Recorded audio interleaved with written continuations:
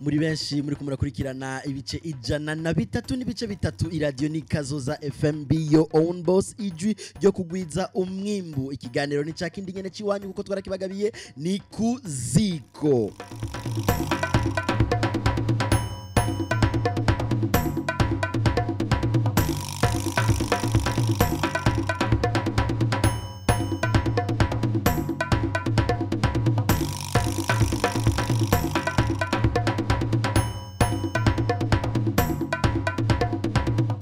Ikiganiro kuziko mugikurikirana imisi yose kuva igihe cy'isaha 1:30 z'ijoro. Ikiganiro kuziko imisi yose igihe cy'isaha 1:30 z'ijoro kuri studio za radio Kazoza FM ijwi ryo kugwiza umwimbu be your own boss. Kaze mwese muri kumadukurikirana nkuko rero nane babwiye ejo haheze mu kiganiro cacu kuziko tuganira ivyerekeye imico nakaranga mu Burundi. Mu binga bw'ivyuma rajatunga kuri micro ni Diogene Rukundo, tukaba tuganira imisi yose kuvyerekeye imico nakaranga byo mu Burundi. Ku munsi tuganira ibitandukanye. Kuri uno munsi no munsi wa kane uko nane babwiye tuganira ivyerekeye gusoma. Ariko barabaza ngo dusoma iki, ntidusoma agacupa dusoma ibitabo. Kubw'ivyo twanaronse no mutumire hano, ndakuramukije cyane mutumire wacu. Mwiriwe neza, mwiriwe Diogene, mwiriwe nawe ko batumviriza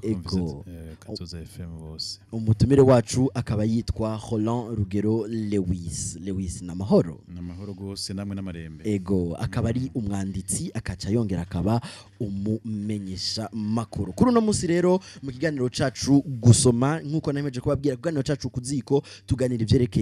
gusoma. Ego nibaza ntitwenze mu gutumira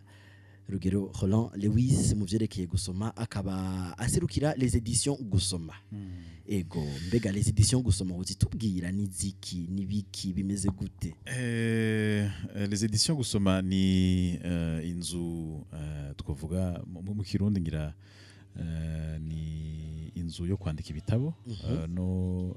gushigikira abanditsi. Hanyuma akaba ari icyumviro twatanguranye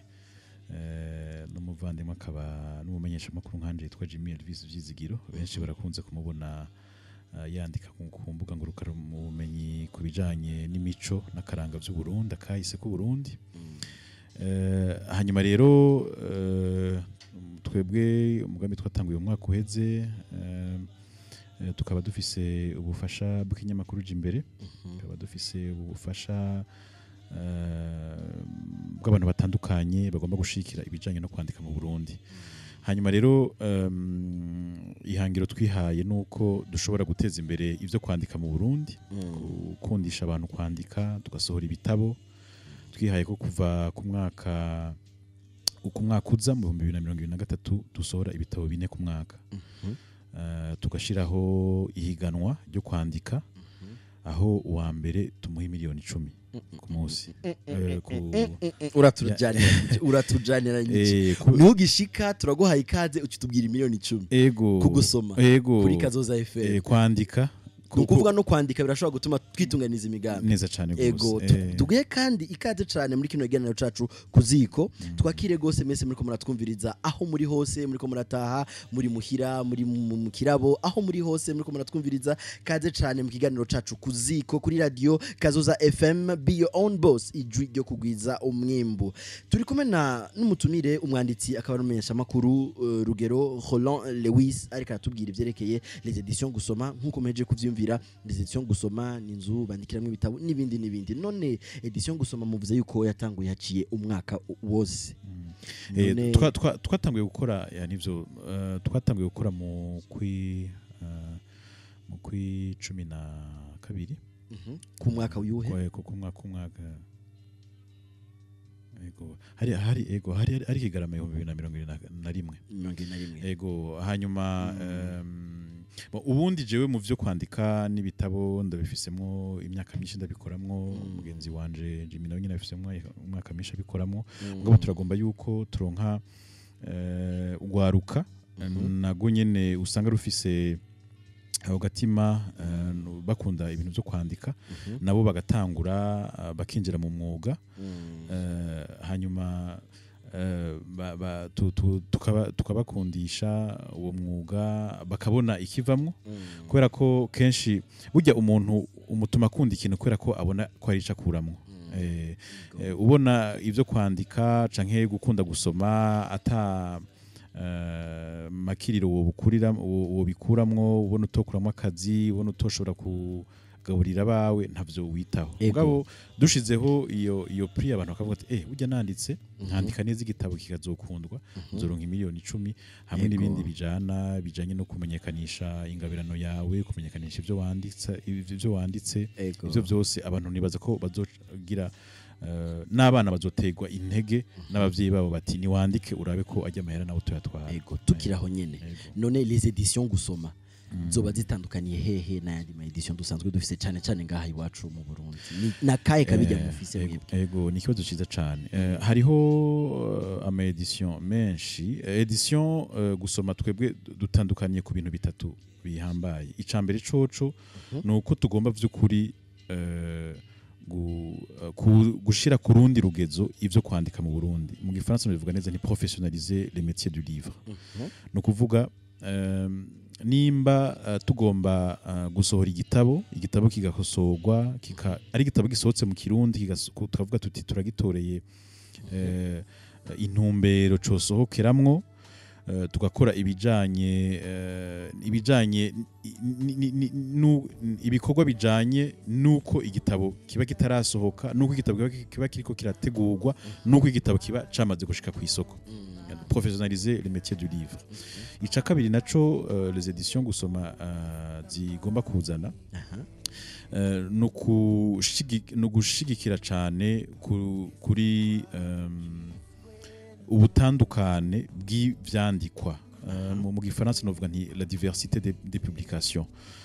hariho ico bita mu gifaransa ama collection no kuvuga hariho abandika mu kwandika kwabo ugasanga bariko bandika inkuru ico bitwo kwita ama fiction ibitito inkuru zisanzwe ubuzima bw'ingene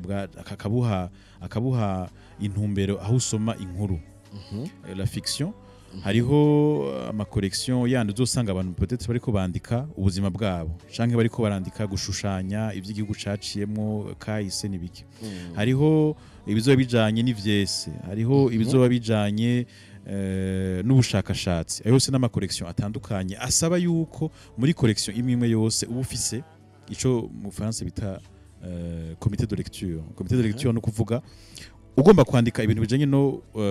ubushakashatsi rondera abantu bafisemwo uburambe n'ubumenyi ibintu by'ubushakashatsi wowe nyene nk'umuntu ugomba utwara iyo maison d'édition hariho ibintu utabutahura rondera abantu babizi gusumvya bakire nk'ibitabo bitatu canke bine hamwe ivyo bitabo bitatu canke bine bavuga ati kino gitabo turavye intumbero ama edition afise turavye ibihe turimwo tubaza ko ari ico gitabo cosohoka uno mwaka hanyuma twebwe turondera uburyo ico gitabo kigasohoka kigakosorwa neza turafise abo dukorana muri Afrika y'Epfo turafise ama contact umuntu yagize nuko najewe ndumwanditsi mu Faransa aho naheruka muri Maroc twaragize ama contact avec ishirahamwe ry'abanditsi n'abashigikiye ivyo kwandika n'ibitabo muri Afrika Afrika ivugamo igifaransa nuvuga l'Afrique francophone ariyo bita l'association Afri-Livre ivyo byose nibizoza gufasha guteza imbere umwuga no kuha kanovera gasumba umwuga wo kwandika imicanyuma rero gihambaye cyane mutandukaniye n'abandi ni ugukuza no gukundisha igikuriro c'umwanditsi no kuvuga promouvoir le statut social de l'écrivain burya na za miliyoni 10 ni kimwe muri mu bihari burya nka kera abantu bakunda kuvuga ati umwana wanje no kwifuza ko yoba umwigisha kubera ko babona yuko umwigisha mu kibano afise icubahiro abantu bamubonye bavuga ujya mu mushinga ntacaye mu fasoni ni watanga ubumenyi n'umuntu n'umuvyeyi wa benshi hanyuma ubu abantu bavuga bati umuntu akomeye peut-être ngira nuwiza amashuri akaminuza canke n'ufise akazi kiza mu docteur n'ibiki byose kubera ko mu kibano baba bamuha icubahiro bavuga bati ujya muntu arafise ibintu byinshi Yego. natwe rero tugomba gukora kugira ngo umuntu yandika canke umuntu ari mu bivyo bikorwa bijanye n'igitabo agire agateka mu kibano bavuze ati umuntu n'umwanditsi bamye ati n'umuntu yandika ku ngorane ziri mu gihugu n'umuntu yiyumvira ku ngorane z'igihugu n'umuntu aterera ku ngorane ziri gihugu ziri mu gihugu canke umuntu aterera canke yandika ku bwiza bw'igihugu canke ku bwiza bw'abarundi ku bwiza bwa ico tukita patrimoine culturel burundais sizigene umuntu kivuga neza mu kirundi ivyo vyose umuntu akavyandika ko ego urakoze cyane tukiri ngaho je kuvuga yuko haciye igihe waheruka muri Maroc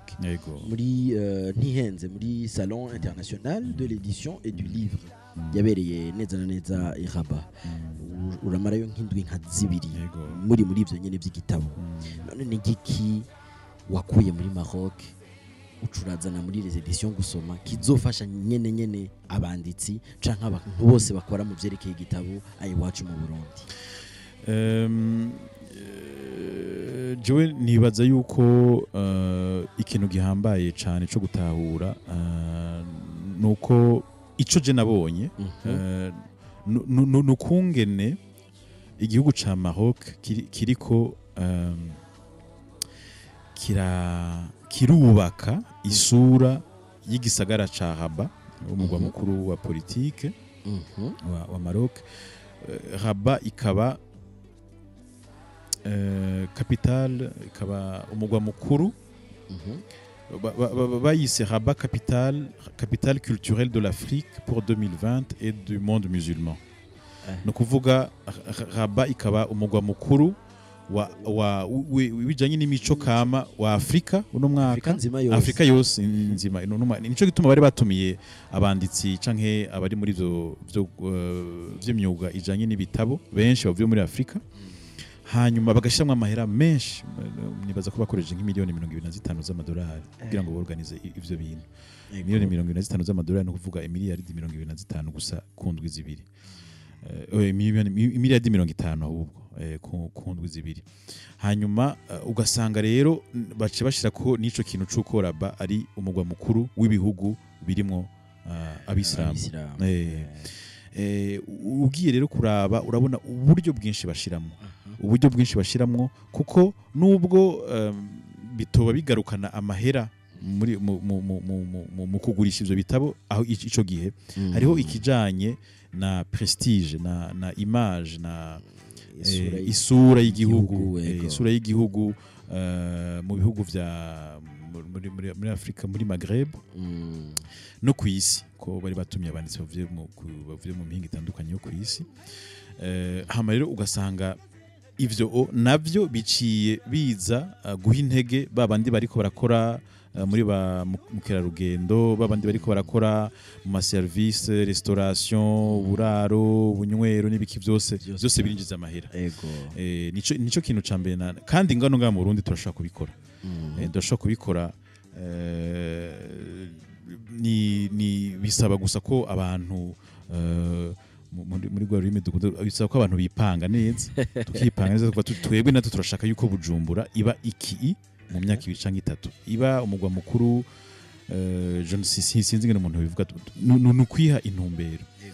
ikindi ca kabiri nabonye gihambaye cane ni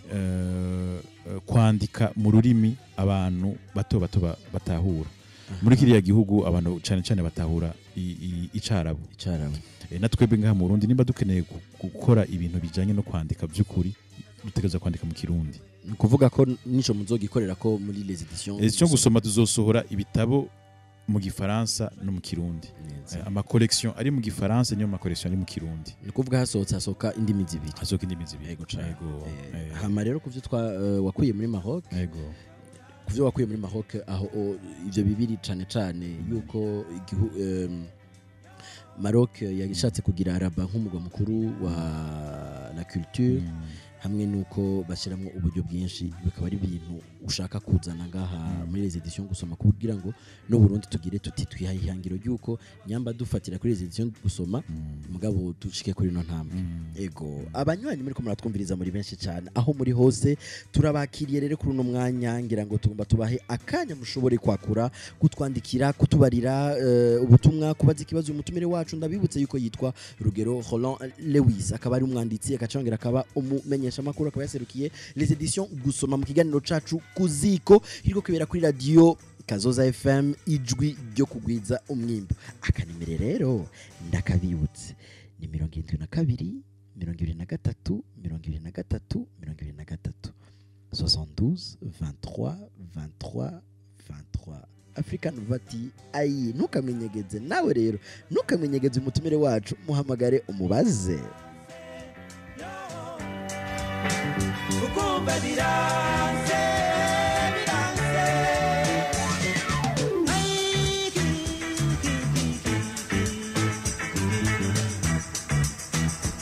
wewe yakunze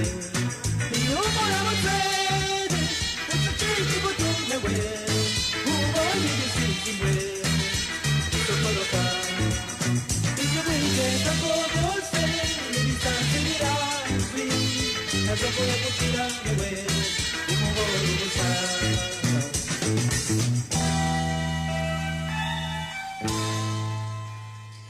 mukurindira ko muduhamagara tubibutse ikiganiro ni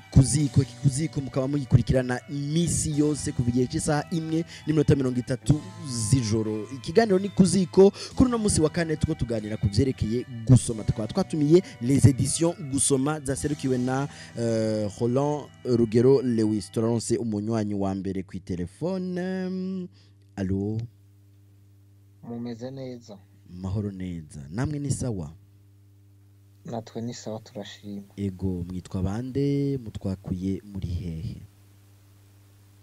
bo jewe aka kanya ndi mu Rutana ariko sinzi ndi live ku radio ego uri live ku radio Kazoza FM ijwi ryo kugwiza mwimbu turiko turakumva dufise umutumire yitwa Rugero Roland Lewis urashaka kumuramutsa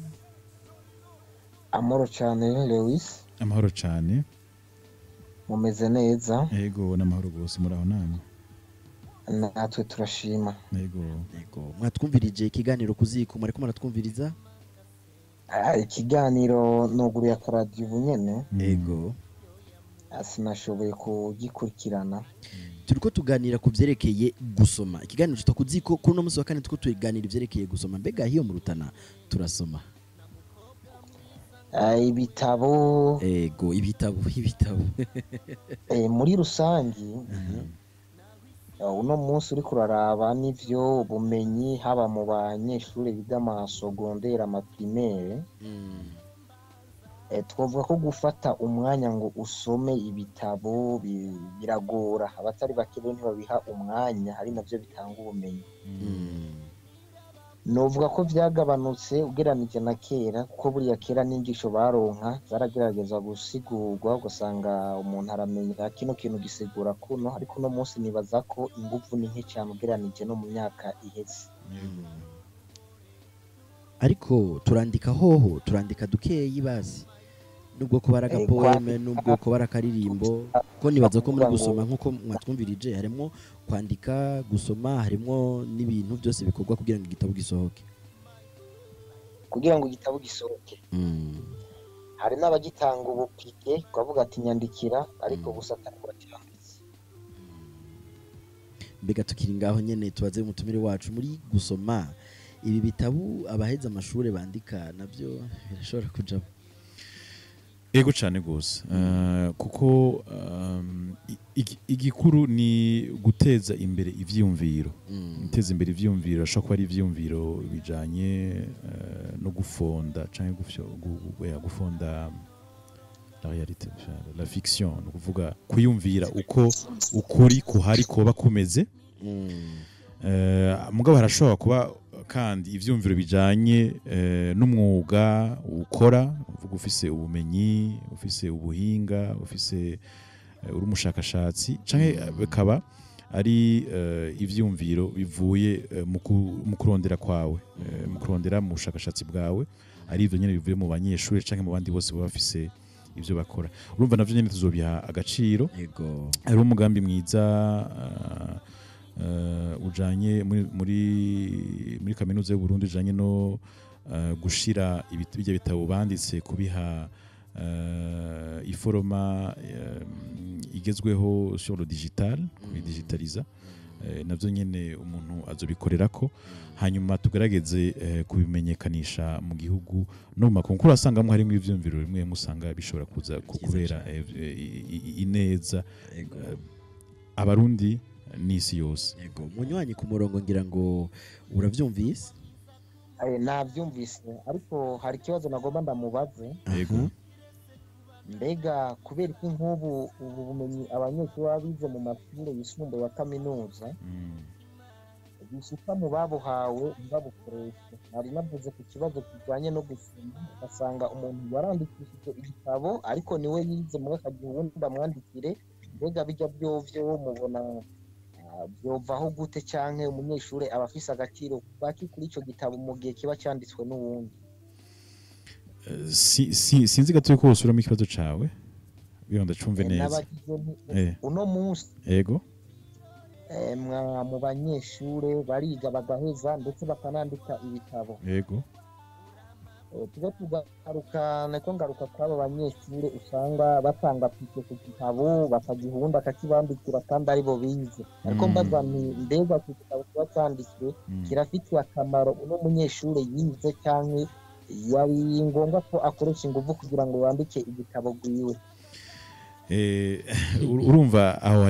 harimwo impande zibiri z'ikibazo harimo ikibazo kijanye na kamere k'umuntu wewe mu mutima wawe canke mu mutwe wawe wumva yuko guheza amashuri wandikiwe igitabo ari ibintu bisanzwe urumva biba bikugoye hanyuma hariho ica kabiri kiba kijanye n'ibiri mu gitabo ibiri mu gitabo bifise akamaro bifitiye akamaro igihugu ni vyiza ko bimenyekana vyoba vyiza rero abantu bamenyereye kwandika ibitabo n'ubundi ndibaza ko abantu bemera ko bandikirwa ibitabo canke badashira ingufu cane mu vyo kwandika kubera ko bavuga bati ivyo nanditse ico gitabo ico nzoronka niyo diplome gusa niyo diplome niyo nayironka nzoca mara imyaka ingahe ndiko ndarondera akazi nta kintu gihambaye kiri inyuma yo kwandika ico gitabo mugabo umunsi wobazi yuko ico gitabo wenyene uciyandikiye uzoronka impembo ingana uku canke uzoronka agashimwe kangana gutya ndazi ko abantu boshiramo ingufu nyinshi kwa mu kwandika igitabo yego munywanyi ku murongo ngira ngakanyisho kanyu wakaronse yego murakoze cyane tubashimire murakoze namwe mugire umugoroba mwiza nari naje nsimba ntakana gahimba Radio Kazoza FM ijuje kugwiza umwimbu kiganiro ni kuziko kuno munsi wa kane tuko tuganira kuvyerekeye gusoma mu minota itarenze 5 tuzakuba turangije ikiganiro cacu tubaze mutumire wacu Roland Rugero Lewis mbega muri les éditions gusoma hasabye iki ngo kugira ngo umuntu musome igitabo ciwe mu gikosore hama mu gitangaza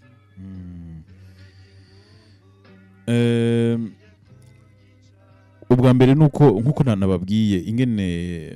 les éditions gusoma zoba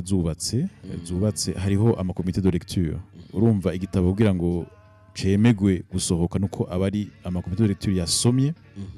akavuga ati kino gitabo kabisa cyanditse neza n'ibintu bimeze neza gose kandi mu guhereza ibisomwa tuba twaronse duha abo bari mu makomite de lecture ntidushaka n'amazina numva tubaha texte gusa nimusome bino bisomwa bitatu canke bine hamwe ducagure nko kimwe mubona cyanditse neza kugira ngo ntabe kavuga ati yego usanga uri muri komite yakiriye igitabo c'ububakanye canke cibisanira canke c'inshuti umva tubahanuze urumva kugira ngo tugushike no kuba wanditse ikintu canditse ubu ufise igitabo canditse neza no kuvuga canditse neza no kuvuga gifitiye akamaro abo gisoma muri uwo muce uba urimo ari muri fiction ari muri portrait muri kwandika ibijanye na academique n'ibiki vyose hanyuma ica kabiri nuko kwandika iwawe biba bifise intumbero kuko hariho abandika ari ukwandika gusa kugira ngo uvuga uti numvise ko harimo amahera canke numvise ko bashobora gusura igitabo canje reka gusa mfe kwandika oya mbega ni iki gutuma ugomba kwandika ni iki kiguha iyo nyota mu myaka 2 canke 3 uzobugeze he kuko igitabo gisohotse ni nk'umwana none mu bimenya gute yuko harimo iyo nyota nyene umuntu yanditse iyo usomye umuntu urumva ingene yiyumvira kuko burya kwandika mu gifaransa bivuga neza il y a toujours une part de soi dans l'écriture iyo wanditse haba harimo urasigamwa mubi yawe urasigamwa mubi yawe ni wandika ngo ugaca wigurukira ngo nta kimwe cyawe iyo wanditse urasigamwa mubi yawe rero mu bo twokorana mu avec les éditions gusoma nuko tuba dushaka yuko habaho vy'ukuri umugwi w'abantu uvuga uti aba nabanditsi b'ukuri nabanditsi bashobora kuza guserukira uburundi mu mahayanishwa y'abanditsi n'ibitabo mu isi yose turafise ama contact atandukanye mu festival abantu bagutumira nka je urumva jewe igitabo ca mbere nagisohoye mu 2008 n'indwi igitabo ca 2012 na 12 urumva iyo myaka yose nagiye natumiwe ahantu henshi mu bintu byo kwandika muri Afrika mu Buraya mu Leta Zunze Ubumwe za Amerika aho hose iyo bakubaje bati mbega n'abantu bande bandika mu Burundi mu myaka iheze byari bigoye muri zeri cyo gusoma tugomba yuko mu myaka 3-4 bakubaje ati mbwira umurundi yandika neza mu congereza ucumuhizina mbwira mbega umuntu akeneye gusoma ikirundi kiryoshe ninde ugacumuha izina mbega mu bandika mu gwaruka bandika neza ninde ugacumuha izina mbega ingenzi ije mu Burundi isavye iti mpa un roman de fiction mu Burundi ucumuhereza titre ati genda kuri Librairie Saint-Paul canke genda ngaha uraza gusangaho igitabo kiryoshe ego ni ryo hangiro dufise no kuvuga créer des profils professionnels et des profils d'écrivains bazwi kandi bari hokoni au niveau international ego cyane aho nyene tukiri ngaho niho tugomba cyo turangiriza ariko imbere ko turangiriza umutumire wacu tugusabe akajambo ubwira na cyane abanditsi kerekeye les éditions gusoma kuko ziraje benshi ntibari bazizi akajambo babwira ko barakaye cyo turangiza kiganiro cacu ego akajambo no babwira ni kubatera intege abari bafise ivyo bamaze kwandika babitegure babikure mu bati babitegure neza tuzoronka akaryo keza ko gutanguza les éditions gusoma turi kumwe n'abandi bakora mu bisata bitandukanye vy'imico kama muco twise consortium kuziko turi kumwe n'abari mu vy'amasanamu amasinema turi kumwe n'abari mu vyese turi kumwe n'abandi baza baraca muri kino kiganiro kuziko ego abo bose rero bari muri kuziko tuzoronka akanya keza ko kwiyerekana hanyuma umwe wese avuge aho agomba gushikana umuce w'ibikorwa arimwo hama ndibaza ko ico gihezo ariho cyo tangura ibikorwa nyezina vya les éditions gusoma